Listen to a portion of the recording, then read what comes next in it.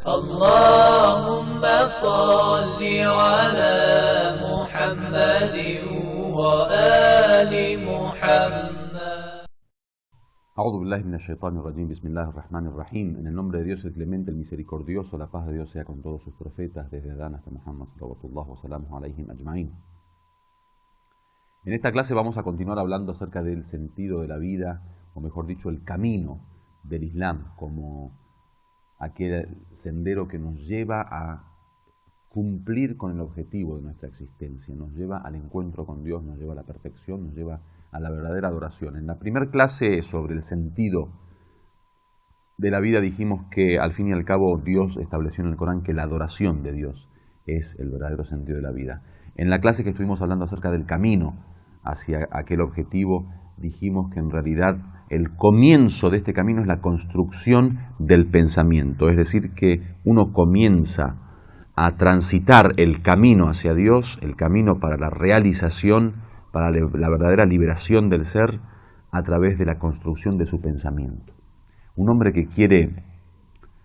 construir su personalidad, un hombre que quiere lograr su objetivo, un hombre que quiere transitar el camino del perfeccionamiento humano, necesita obligadamente comenzar con la construcción de su pensamiento, porque del pensamiento va a surgir todo lo que viene después, en materia psicológica, a nivel sentimientos, a nivel emociones, a nivel comportamiento, conducta, acciones, y todo lo que tiene que ver con el quehacer cotidiano del ser humano, todo lo que tiene que ver con la vida diaria del hombre, en su forma de actuar, en su forma de hablar. Todo eso está relacionado con la construcción del pensamiento. Si uno construye, por ejemplo, un pensamiento materialista en donde no consigue encontrar el origen del universo, no consigue encontrar al Creador como el principio de la existencia, no consigue entender que todo esto no ha sido creado por casualidad y crea, digamos, una forma de vida materialista, entonces todo su comportamiento, todo su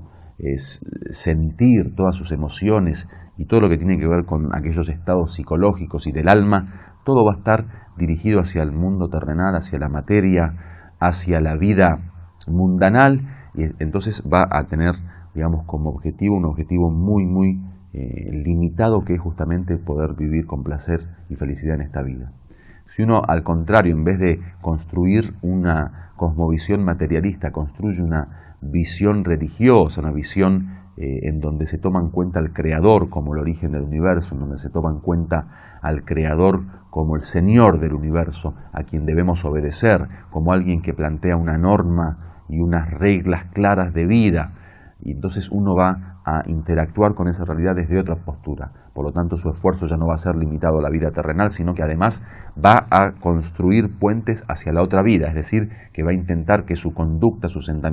sentimientos y su pensamiento también estén conectados con la otra vida, entonces va a pensar en la otra vida. Cuando piensa en el futuro, el hombre creyente no piensa en los 50, 60 años que le esperan esta vida, sino piensa en la eternidad, por ejemplo. Cuando piensa en la acción, no piensa en una acción de un hombre libre, sino de un hombre siervo, es decir, que hay un Señor que le mira, un Señor que le controla, un Señor que le espera, un Señor que juzgará sus actos. Cuando ve, por ejemplo, el tema de sus sentimientos, no termina amando lo efímero, amando lo ficticio, amando lo pasajero, amando lo que perece, sino su corazón se une a aquello que permanece, como lo dice el Corán, el rostro de Dios, aquello que existe por siempre, como lo es la otra vida.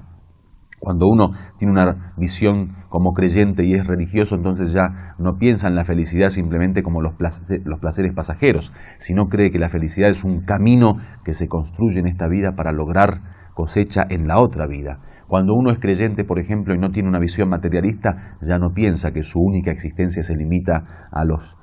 digamos, parámetros de la vida terrenal, sino que piensa que esto simplemente es como un puente hacia el más allá y lucha y se esfuerza y se sacrifica para lograr la felicidad en el más allá. Entonces, todas estas cosas están basadas ¿en qué? Están basadas en un pensamiento religioso, están basadas en una visión. Por eso el comienzo del camino de la espiritualidad es poder tener la capacidad de construir esa visión, construir esas convicciones que son las que van a hacer las veces del motor que mueve la vida del ser humano. Por lo tanto,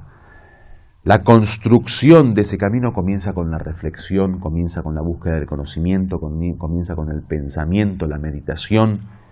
con ir construyendo uno a uno estos ladrillos que van a dar forma a la pared y finalmente al edificio de las convicciones del ser humano, de la cosmovisión del hombre, de sus creencias. Y eso obviamente nosotros acortamos el camino ya sin perder el tiempo y sin andar buscando de un lado a otro o sin darle lugar a nuestra imaginación que trabaje como desee. Simplemente nos dirigimos a la revelación y vemos lo que el profeta, en este caso, o el Corán nos dice. Entonces, ahí viene el rol de la guía del Corán y la guía de la revelación y de la tradición profética. Tanto el Corán como el profeta y la descendencia profeta vienen a decirnos, bueno, el camino para la construcción del edificio de la creencia es por acá. Por ejemplo, dejamos el politeísmo por el monoteísmo, dejamos los pseudos profetas por el verdadero profeta, dejamos las pseudo espiritualidades por las verdaderas espiritualidades. En vez de creer en una vida eterna, por ejemplo, que no tiene lugar la misericordia, creemos que hay un juicio final, por ejemplo, por parte de un Señor que además de ser el Señor del universo, como lo es Dios, es también un ser pleno de misericordia, lleno de misericordia, un ser en donde la misericordia gobierna sus demás estatus, sus demás estados. Por lo tanto,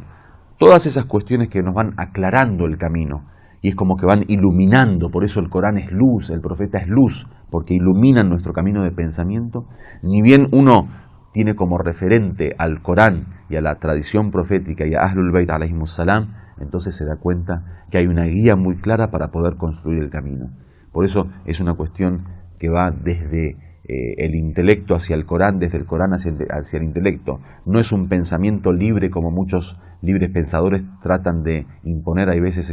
esa clase de pensamiento, obviamente basado en una visión materialista y liberal, sino que es un pensamiento que permite la independencia de pensamiento a nivel reflexión, porque es uno mismo el que tiene que reflexionar, es uno mismo el que tiene que pensar, es uno mismo el que tiene que percibir la realidad y es uno mismo el que tiene que creer y confirmar lo que cree, pero al mismo tiempo bajo la guía de la revelación que nos va a explicar los detalles. Es cierto que la creencia, en materia de creencia no hay ningún tipo de coerción, no hay ningún tipo de imitación. Sin embargo, lo que sí existe es tomar de la revelación una guía para entender. Cuando yo quiero creer en Dios, que lo hago a través de una actividad de pensamiento reflexiva, de meditación